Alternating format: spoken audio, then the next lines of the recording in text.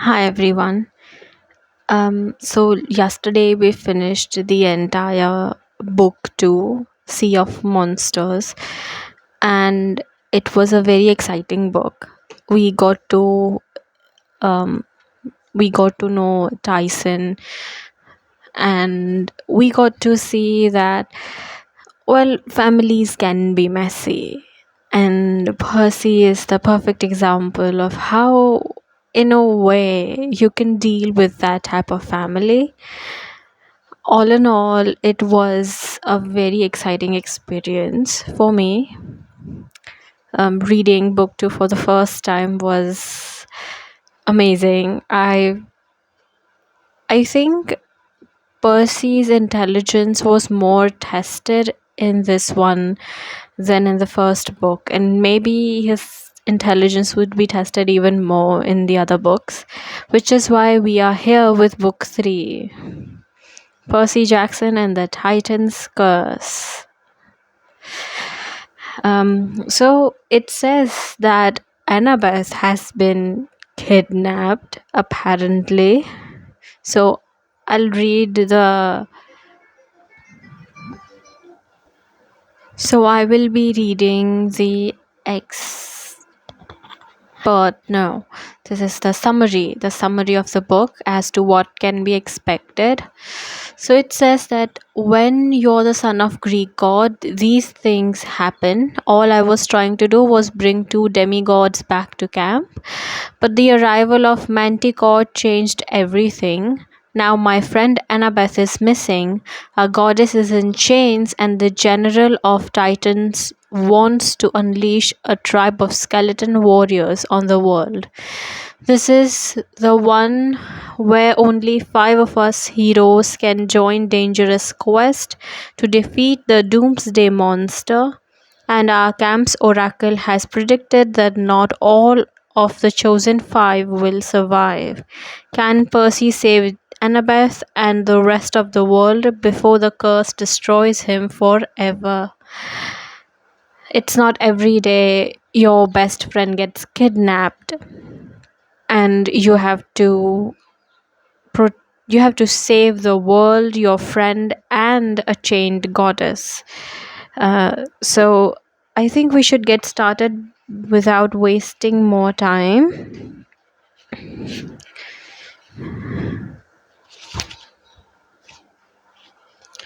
Chapter 1. My rescue operation goes very wrong. Also, this book is secondhand, so I this is the first time I came across a name of the owner which says Finlay 1. Well, whoever you are, thank you so much for your book. There is no annotation, just so you know. I went through the entire book. Chapter 1. My rescue operation goes very wrong. The Friday before winter break, my mom packed me an overnight bag and a few deadly weapons that took me to a new boarding school. We picked up my friends Annabeth and Thalia on the way.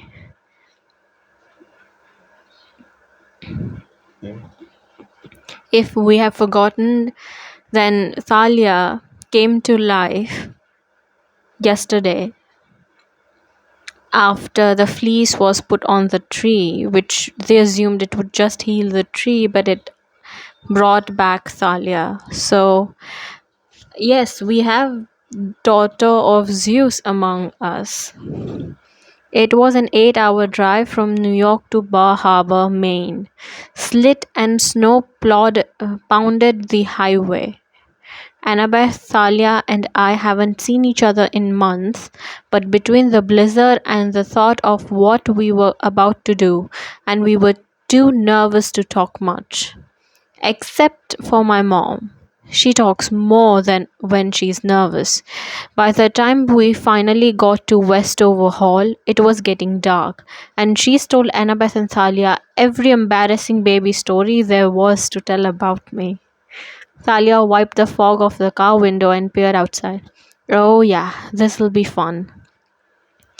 Westover Hall looked like an evil knight's castle.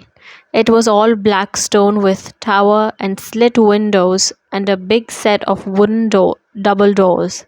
It stood on a snowy cliff overlooking this big frosty forest on one side and the great churning ocean on the other.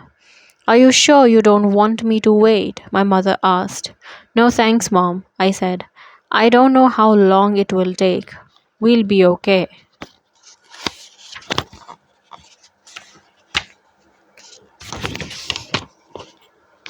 But how will you get back? I'm worried, Percy.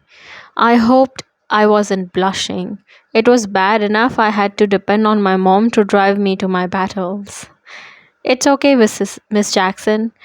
Annabeth smiled reassuringly. Her blonde hair was tucked into a ski cap and her grey eyes were the same color as the ocean. We'll keep him out of trouble.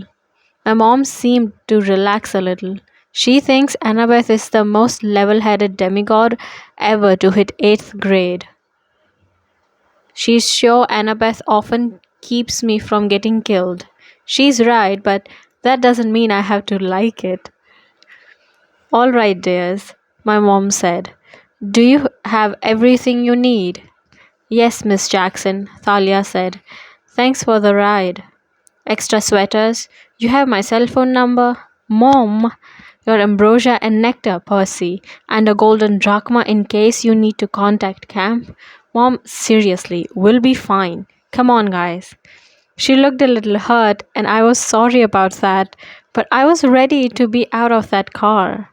If my mom told one more story about how cute I looked in the bath when I was 3 years old, I was going to burrow into the snow and freeze myself to death. Annabeth and Thalia followed me outside. The wind blew straight through my coat like ice daggers. Once my mom's car was out of sight, Thalia said, Your mom is so cool, Percy. She's pretty okay, I admitted. What about you? You ever get in touch with your mom?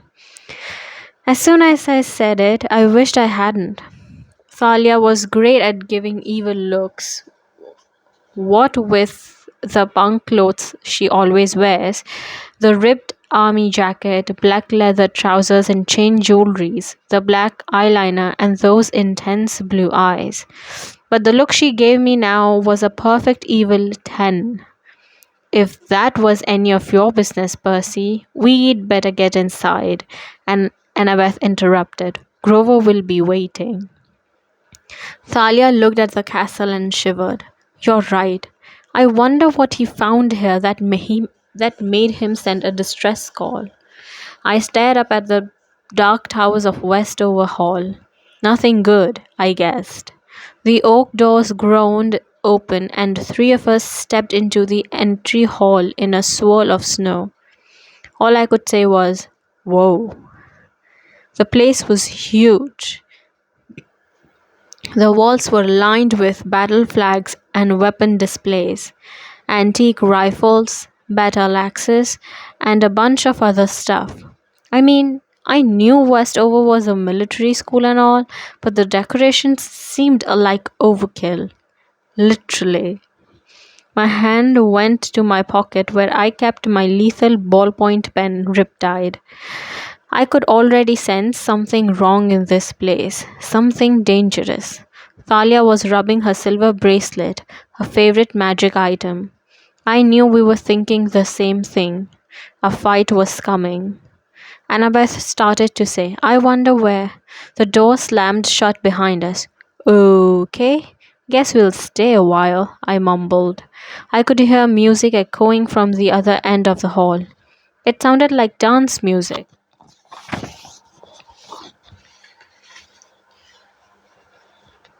We stashed our overnight bags behind a pillar and started down the hall. We hadn't gone very far when I heard footsteps on stone floor and a man and woman marched out of the shadows to interrupt us. They both had short grey hair and black military style uniform with red trim. The woman had a wispy mustache and a guy was clean shaven, which seemed kind of backwards to me.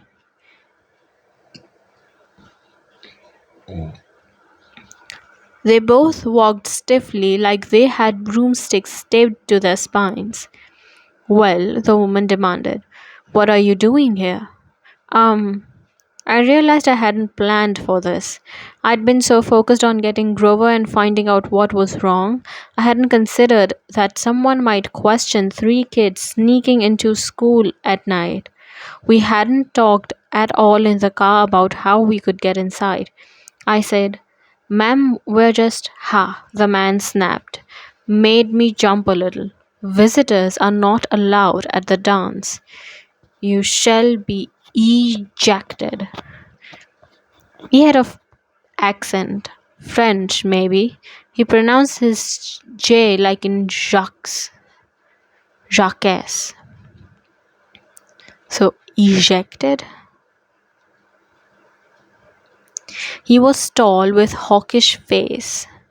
His nostrils flared when he spoke, which made it really hard not to stare up his nose, and his eyes were two different colors, one brown, one blue, like an alley cat's. I figured he was about to toss us into snow, but then Thalia stepped forward and did something very weird. She snapped her fingers. The sound was sharp and loud. Maybe it was just my imagination, but I felt a gust of wind ripple out from her hand across the room. It washed over all of us, making the banners rustle in the walls. "Oh, but we're not visitors, sir. We go to school here. You remember? I am Thalia, and this is Annabeth and Percy. We're in the 8th grade." The male teacher narrowed his two colored eyes. I didn't know what Thalia was thinking. Now we'd probably get punished for lying and thrown into the snow. But the man seemed to be hesitating. He looked at his colleague. "Miss Gottschalk, do you know these students?" Despite the danger we were in, I had to bite my tongue to keep from laughing.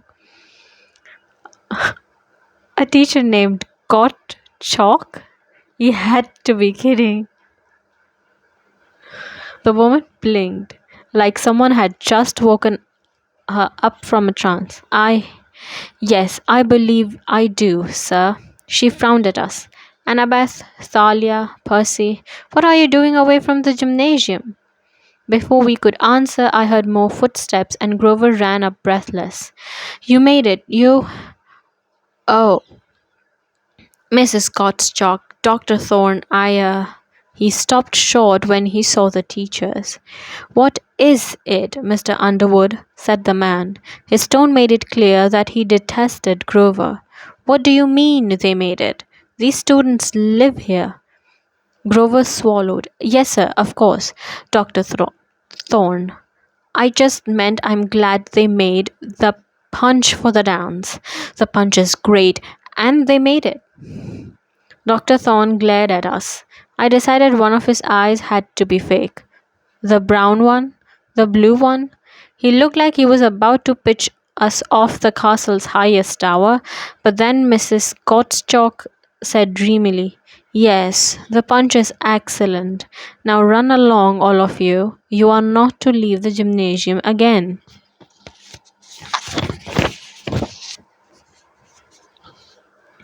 We didn't wait to be told twice. We left with a lot of "yes ma'ams" and "yes sirs" and a couple of salutes, just because it seemed like the thing to do. Grover hustled us down the hall in the direction of the music. I could feel the teacher's eyes on my back, but I walked closely to Thalia and asked in a low voice, "How did you do that finger snap thing?" "You mean the mist? Hasn't Chiron showed you how to do that yet?" An uncomfortable lump formed in my throat.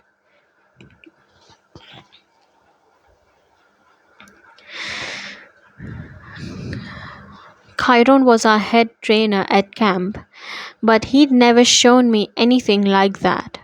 Why had he shown Thalia and not me? Grover hurried us to a door and that had "Gym" written on the glass. Even with my dyslexia, I could read that much. "That was close," Grover said. "Thank the gods you got here."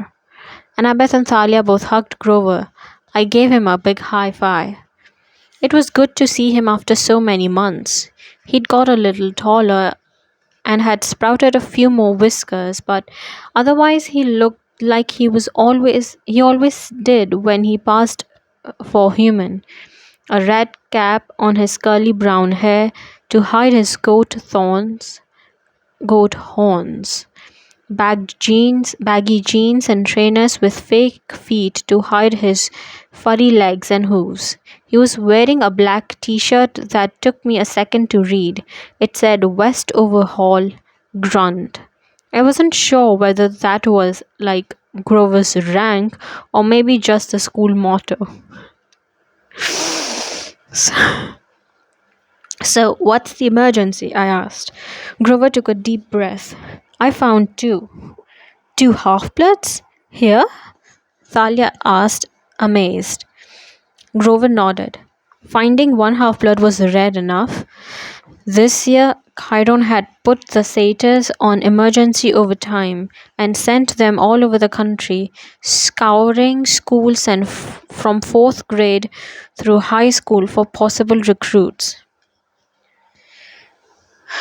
These were desperate times. We were losing campers. We needed all the new fighters we could find.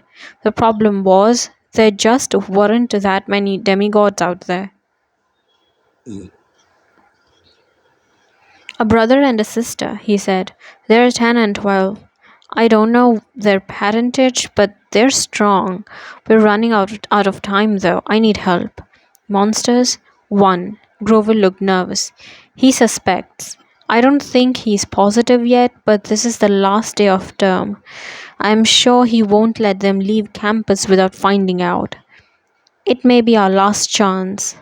Every time I try to get close to them, he's always there, blocking me. I don't know what to do. Grover looked at Thalia's desperately. I tried not to feel upset by that. Grover used to look at me for answers, but Thalia had seniority, not just because her dad was Zeus. Thalia had more experience than any of us with fending off monsters in real world. Right, she said. These half-bloods are at the dance? Grover nodded. Then let's dance. Who's the monster? Thalia said. Oh, Grover said and looked around nervously. You just met him. The vice principal, Dr. Thorne. Weird thing about military schools. The kids go absolutely nuts when there's a special event and they get out of uniform. I guess it's because everything's so strict, the rest of the time they feel like they've got to overcompensate or something. There were black and red balloons all over the gym floor. The guys were kicking them in each other's faces or trying to strangle each other with the crepe paper streamers taped to the wall. Girls moved around in football huddles, the way they usually do, wearing lots of makeup and spaghetti strap tops and brightly colored trousers and shoes that looked like torture devices. Every Every once in a while, they'd surround some poor guy like a pack of piranhas, shrieking and giggling, and when they finally moved on, the guy would have ribbons in his hair and a bunch of lipstick graffiti all over his face. Some of the older guys looked more like me, uncomfortable, hanging out at the edges of the gym, trying to hide. Like any minute, they might have to fight for their lives. Of course, in my case, it was true. There they are. Grover nodded towards a couple of younger kids arguing in bleachers. Bianca and Nico D'Angelo. The girl wore a floppy green cap like she was trying to hide her face. The boy was obviously her little brother. They both had dark, silky hair and olive skin. They used their hand a lot as they talked. The boy was shuffling some kind of trading cards. His sister seemed to be scolding him about something. She kept looking around like she sensed something was wrong. Do they? I mean, have you told them? Annabeth said. Grover shook his head. You know how it is. That could put them in more danger. Once they realize who they are, their scent becomes stronger. He looked at me and I nodded. I'd never really understood what half bloods smell like to monsters and satyrs, but I knew that your scent could get you killed.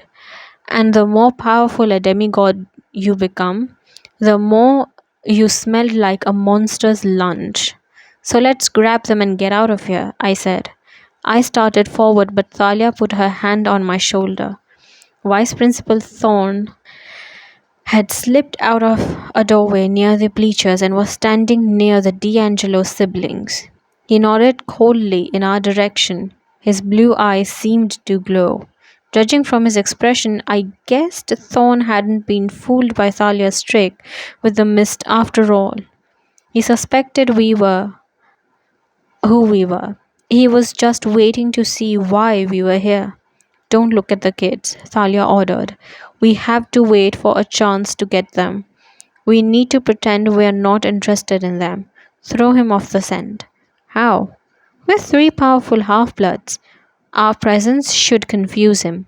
Mingle, act natural, do some dancing, but keep an eye on those kids. Dancing? Annabeth asked. Thalia nodded. She cocked her ear to the music and made a face. Ugh, who chose Jesse McCartney? Grover looked hurt. I did. Oh my god, Grover, this is so lame. Can't you play like Green Day or something? Green who? Never mind, let's dance. But I can't dance. You can if I'm leading, Thalia said. Come on, goat boy. Grover yelped as Thalia grabbed his hand and led him onto the dance floor. Annabeth smiled. What? I asked. Nothing. It's just cool to have Thalia back. Annabeth had grown taller than me since last summer, which I found kind of disturbing. She used to wear no jewelry except for her camp half blood bead necklace, but now she wore little silver earrings shaped like owls, the symbol of her mother, Athena. She pulled off her ski cap and her long blonde hair tumbled down her shoulders. It made her look older for some reason. So, I tried to think of something to say.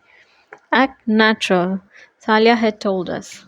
When you're a half blood on a dangerous mission, what the heck is natural? Um, design any good buildings lately? Annabeth's eyes lit up, the way they always did when she talked about architecture. Oh my god, Percy, at my new school, I get to take 3D design, and there's this cool computer program.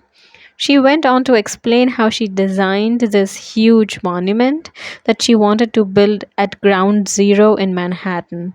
She talked about structural supports and facades and stuff, and I tried to listen. I knew she wanted to be super architect when she grew up. She loves maths and historical buildings and all that, but I hardly understood a word she was saying. The truth was, I was kind of disappointed to hear that she liked her new school so much. It was the first time she'd gone to school in New York. I'd been hoping to see her more often. It was a boarding school in Brooklyn, which she and Thalia were both attending, close enough to Camp Half Blood that Chiron could help if they got into any trouble. Because it was all girls school, I was going to MS 54 in Manhattan. I hardly ever saw them. Yeah, cool, I said. So you're staying there the rest of the year, huh? Her face got dark. Well, maybe if I don't. Hey, Thalia called to us. She was slow dancing with Grover, who was tripping all over himself, kicking Thalia in the shins and looking like he wanted to die. At least his feet were fake. Unlike me, he had an excuse for being clumsy. Dance, you guys, Thalia ordered. You look stupid just standing there. I looked nervously at Annabeth, then at the groups of girls who were roaming the gym. Well, Annabeth said, um, who should I ask? She punched me in the gut. Me, seaweed brain. Oh, right.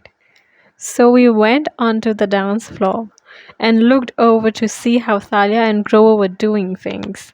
I put one hand on Annabeth's hip and she clasped my other hand like she was about to judo throw me.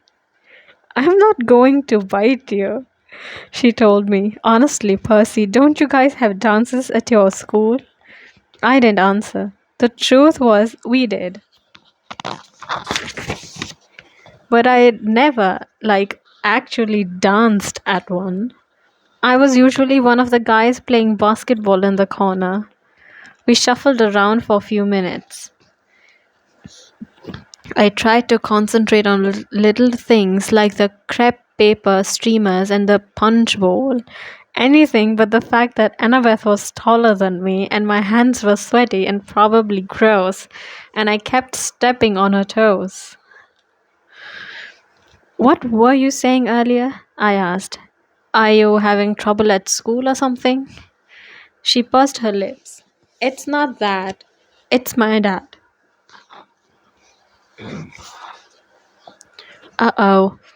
I knew Annabeth had a rocky relationship with her father. I thought it was getting better with you two. Just, is it your stepmom again? Annabeth sighed. He decided to move just when I was getting settled in New York. He took this stupid new job researching for a World War One book in San Francisco. She said this is she said this the same way she might say Fields of Punishment or Hades' gym shorts. So he wants you to move out there with him? I asked. To the other side of the country, she said miserably. And half-bloods can't live in San Francisco. He should know that. But why not? Annabeth rolled her eyes. Maybe she thought I was kidding. You know, it's right there. Oh, I said. I had no idea what she was talking about, but I didn't want to sound stupid. So, you will go back to living at camp or what? It's more serious than that, Percy. I I probably should tell you something. Suddenly she froze. They're gone. What? I followed her gaze. The bleachers, the two half-blood kids, Bianca and Nico, were no longer there. The door next to the bleachers was wide open. Dr. Thorne was nowhere in sight. We have to get Thalia and Grover. Annabeth looked around frantically. Oh, where did they dance off to? Come on. She ran through the crowd. I was about to follow when the mob of girls got in my way. I maneuvered around them to avoid getting the ribbon and lipstick treatment, and by the time I was free, Annabeth had disappeared. I turned looking for her or Thalia and Grover. Instead, I saw something that chilled my bone. About 15 meters away, lying on the gym floor, was floppy green cap, just like the one Bianca D'Angelo had been wearing. Near it were a few scattered trading cards. Then I caught a glimpse of Dr. Thorne.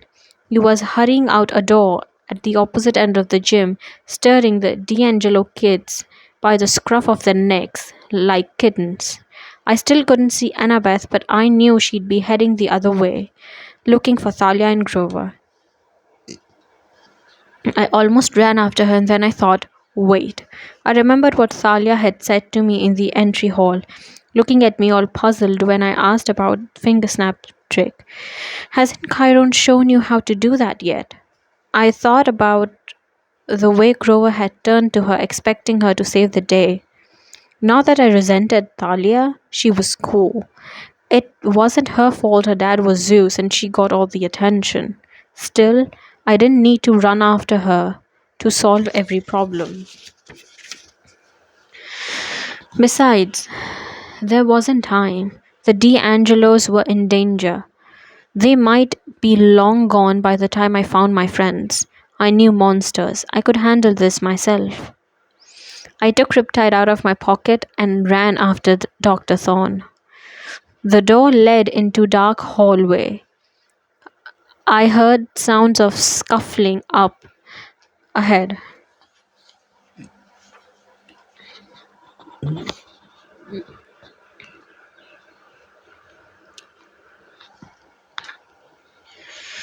Then a painful grunt. I uncapped Riptide. My pen grew in my hands until I held a bronze Greek sword about a meter long with a leather-bound grip. The blade glowed faintly, casting a golden light on the rows of lockers. I jogged down the corridor, but when I got to the other side, no one was there. I opened the door and found myself back in the main entry hall. I had gone full circle. I didn't see Dr. Thorne anywhere, but there on the opposite side of the room were the D'Angelo kids. They stood frozen in horror, staring right at me. I advanced slowly, lowering the tip of my sword. It's okay, I'm not going to hurt you. They didn't answer. Their eyes were full of fear. What was wrong with them? Where was Dr. Thorne? Maybe he'd sensed the presence of Riptide and retreated. Monsters hated celestial bronze weapons. My name's Percy, I said, trying to keep my voice level. I'm going to take you out of here, get you somewhere safe. Bianca's eyes widened, her fist clenched. Only too late did I realize what her look meant. She wasn't afraid of me, she was trying to warn me. I whirled around and something went whoosh. Pain exploded in my shoulder. A force like a huge hand yanked me backwards and slammed me to the ground. I slashed with my sword, but there was nothing to hit. A cold laugh echoed through the hall. Yes, Perseus Jackson, Dr. Thorne said. His accent mangled the J in my last name.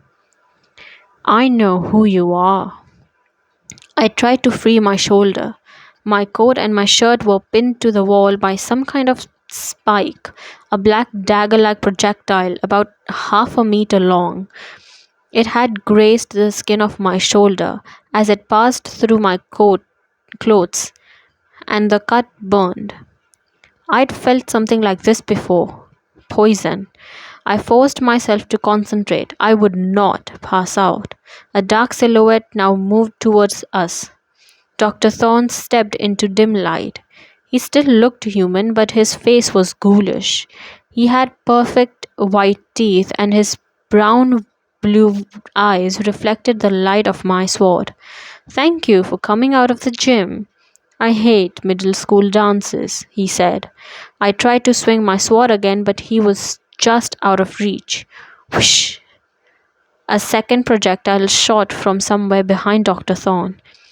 He didn't appear to move. It was as if someone invisible was standing behind him, throwing knives. Next to me, Bianca yelped. The second thorn impaled itself in the stone wall, a millimeter from her face. All three of you will come with me, Dr. Thorne said, quietly, obediently.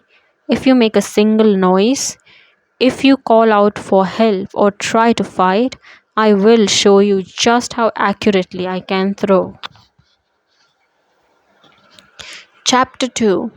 The Vice Principal Gets a Missile Launcher. I didn't know what kind of monster Dr. Thorne was, but he was fast. Maybe I could defend myself if I could get my shield activated. All that it would take was a touch of my wristwatch. But defending the D'Angelo kids was another matter. I needed help, and there was only one way I could think to get it. I closed my eyes. What are you doing, Jackson?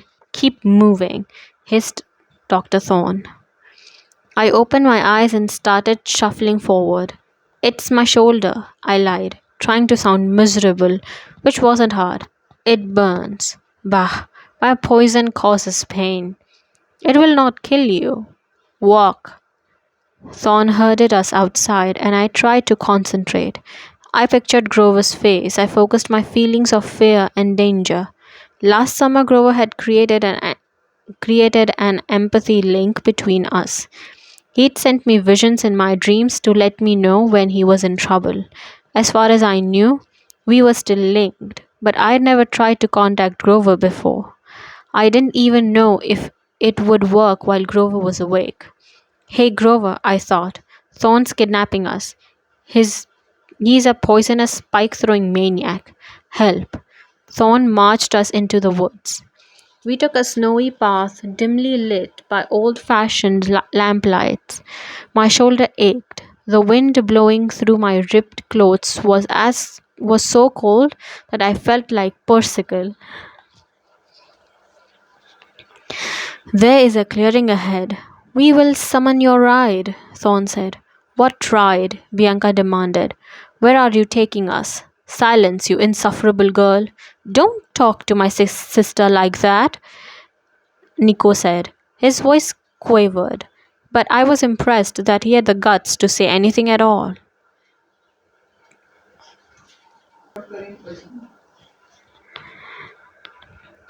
Dr. Thorne made a growling sound that definitely wasn't human.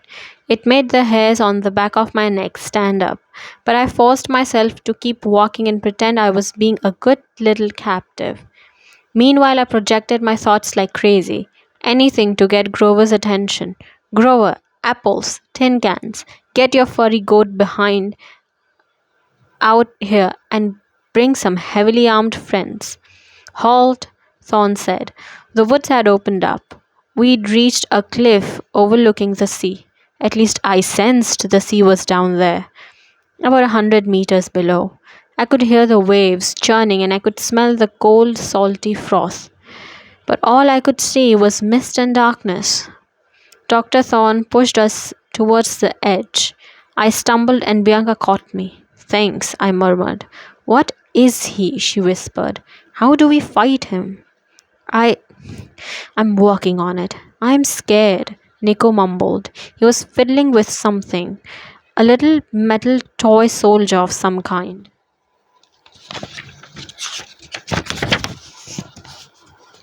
Stop talking, Dr. Thorne said. Face me. We turned. Thorne's two-tone eyes glittered hungrily. He pulled something from under his coat. At first I thought it was switchblade, but it was only a phone. He pressed the side of the button and said, The package. It is ready to deliver. There was a grappled reply, and I realized Thorne was in walkie-talkie mode. This seemed way too modern and creepy, a monster using a cell phone. I glanced behind me, wondering how far the drop was. Dr. Thorne laughed. By all means, son of Poseidon, jump. There is sea. Save yourself. What did he call you? Bianca muttered. I'll explain later, I said. You do have a plan, right? Grover, I thought desperately. Come to me. Maybe I could get the D'Angelos to jump with me into the ocean. If we survived the fall, I could use the water to protect us. I'd done things like that before. If my dad was in a good mood and listening, he might help. Maybe. I would kill you before you ever reached the water, Dr. Thorne said, as if reading my thoughts. You do not realize who I am, do you? A flicker of movement behind him, and another missile whistled so close to me that it nicked my ear.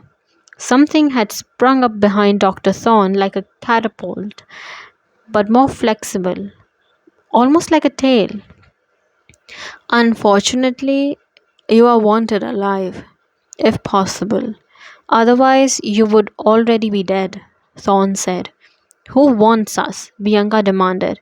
Because if you think you'll get a ransom, you're wrong. We don't have any family. Nico and I, her voice broke a little. We've got no one but each other. Oh, Dr. Thorne said. Do not worry, little brats. You will be meeting my employer soon enough. Then you will have a brand new family. Luke, I said. You work for Luke. Dr. Thorne's mouth twisted with distaste when I said the name of my old enemy, a former friend who tried to kill me several times. You have no idea what is happening, Perseus Jackson. I will let the general enlighten you. You are going to do him a great service tonight. He's looking forward to meeting you. The general? I asked. Then I'd realized I'd said it with my French accent. I mean, who's the general? Thorn looked towards the horizon. Ah, here we are. Your transportation. I turned and saw a light in the distance, a searchlight over the sea. Then I heard the chopping of helicopter blades getting louder and closer. Where are you taking us? Nico said. You should feel honored, my boy. You will have the opportunity to join a great army, just like that silly game you play with cards and dolls. They are not dolls, they are figurines, and you can take your great army and now, Dr. Thorne warned. You will change your mind about joining us, my boy, and if you do not, well, there are other uses of half bloods. We have many monstrous mouths to feed. The great stirring is underway. The great what? I asked. Anything to keep him talking while I tried to figure out a plan.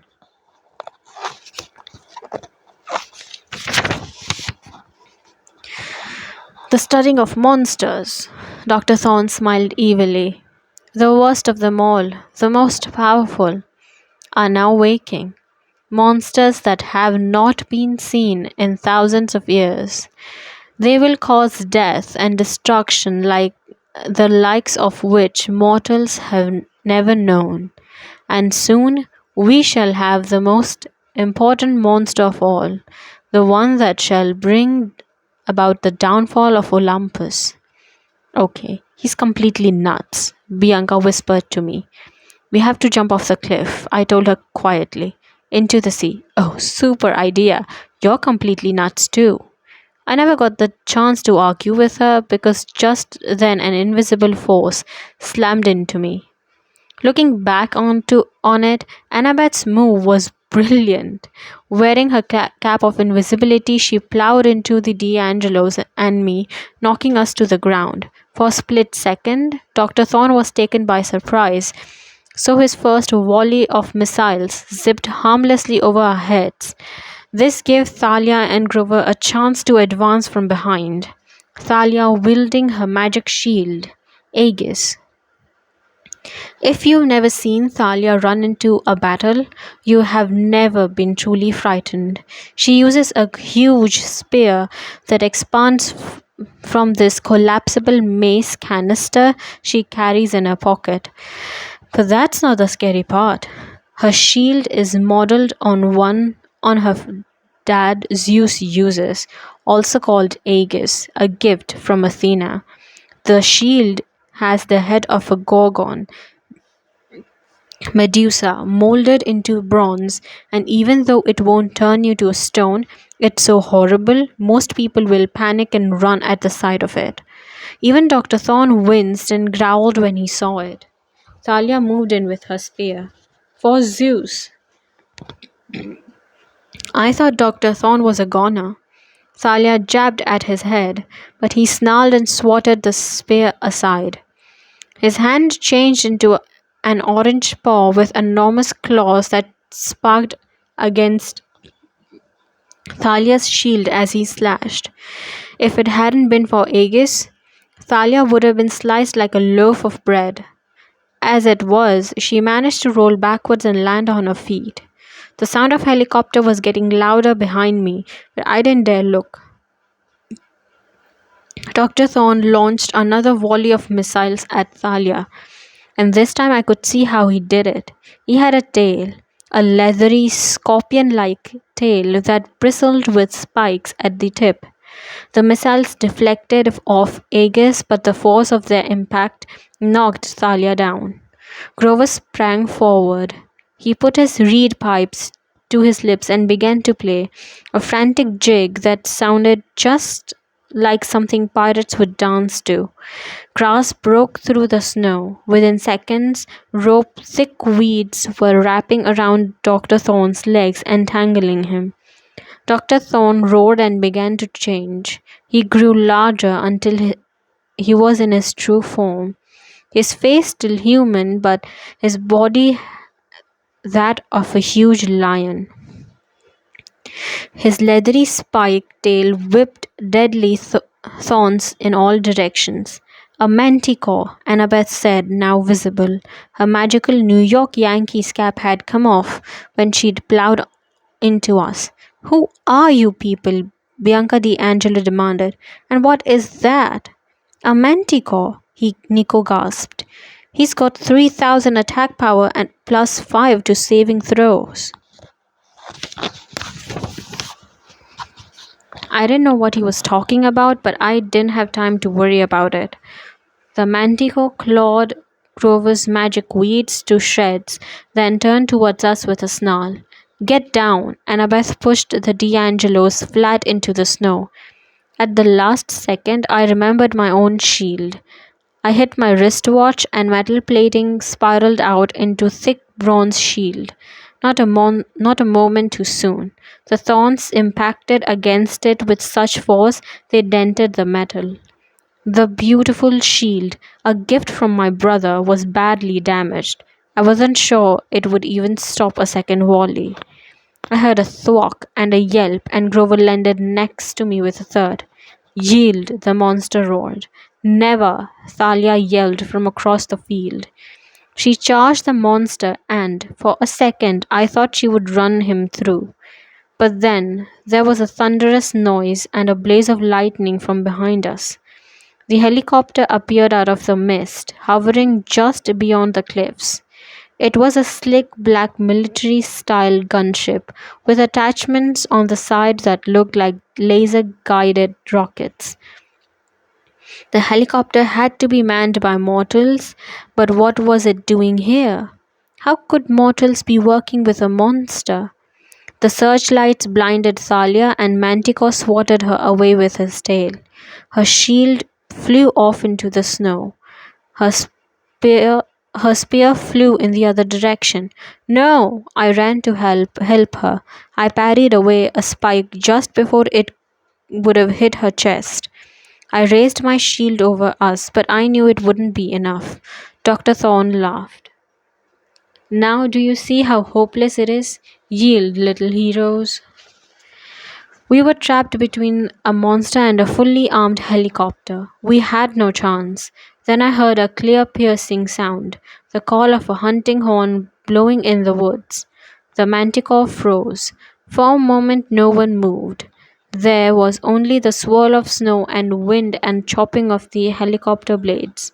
No, it cannot be, Dr. Thorne said. His sentence was cut short when something shot past me like a streak of moonlight. A glowing silver arrow sprouted from Dr. Thorne's shoulder. He staggered backwards, wailing in agony. Curse you, Thorne said. Thorne cried. He unleashed his spikes, dozen of them at once, into the woods where the arrow had come from. But just as fast, silvery arrows shot back in reply. It almost looked like the arrows had intercepted the thorns in midair and sliced them in two, but my eyes must have been playing tricks on me. No one, not even Apollo's kid at camp, could shoot with that much accuracy. The manticore pulled the arrow out of his shoulder with a howl of pain. His breathing was heavy. I tried to swipe at him with my sword, but he wasn't as injured as he looked. He dodged my attack and slammed his tail into my shield, knocking me aside. The archers came from the woods. They were girls, about a dozen of them. Youngest was maybe 10. The oldest about 14, like me. They wore silvery ski parkas and jeans, and they were all armed with bows. They advanced on Manticore with determined expressions. The hunters, Annabeth cried. Next to me, Thalia muttered, Oh, wonderful. I didn't have a chance to ask what she meant. One of the older archers stepped forward with her bow drawn. She was tall and graceful with coppery colored skin.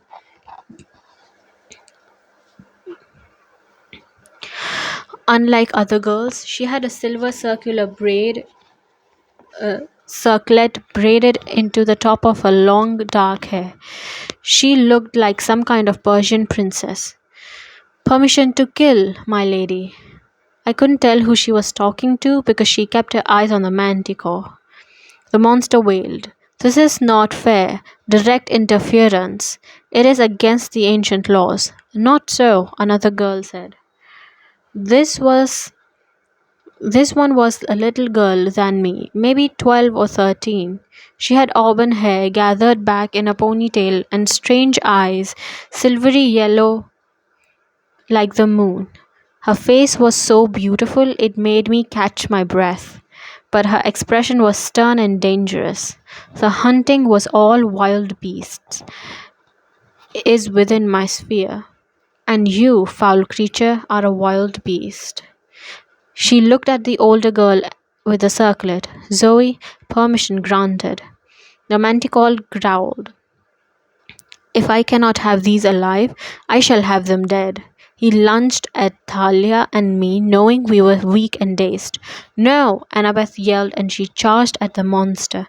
Get back, half-blood. Get out of the line of fire, the girl with the circlet said. But Annabeth leaped onto the monster's back and drove her knife into his mane. The manticore howled, turning in circles with his tail flailing as Annabeth hung on for her dear life. Fire! Zoe ordered. No! I screamed, but the hunters let their arrows fly. The first caught the manticore in the neck, other hit his chest. The manticore staggered backwards, wailing, This is not the end, huntress. You shall pay. The and before anyone could react, the monster, with Annabeth still on his back, leaped over the cliff and tumbled into the darkness. Annabeth! I yelled. I started to run after her, but our enemies weren't done with us. There was a snap, snap, snap from the helicopter and the sound of gunfire. Most of the hunters scattered as tiny holes appeared in the snow at their feet, but the girl with auburn hair just looked up calmly at the helicopter. Mortals, you are not allowed to witness my hunt, she announced. She thrust out her hand and the helicopter exploded into dust. No, not dust. The black metal dissolved into a flock of birds, ravens, which scattered into the night. The hunters advanced on us. The one called Zoe stopped short when she saw Thalia. You, she said with distaste. Zoe Nightshade. Thalia's voice trembled with anger. Perfect timing, as usual. Zoe scanned the rest of us. 4 half-bloods and a satyr, my lady. Yes, the younger girl said. Some of Chiron's campers, I see. Annabeth, you have to let us save her, I yelled. The auburn-haired girl turned towards me. I'm sorry, Percy Jackson, but your friend is beyond help. I tried to struggle to my feet, but a couple of girls held me down. You are in no condition to be hurling yourself off the cliffs, auburn-haired girl said. Let me go, I demanded. Who do you think you are? Zoe stepped forward as if to slap me. No, the other girl ordered. I sense no disrespect, Zoe. He's simply distraught. He does not understand. The young girl looked at me, her eyes colder and brighter than the winter moon. I am Artemis, she said, goddess of the hunt. We finished the 2 chapters here. We will be finishing 2 chapters tomorrow. There are 20 chapters, so as usual, 10 days. Thank you so much for watching. I hope you like, share, and subscribe. And I will see you guys tomorrow. Bye.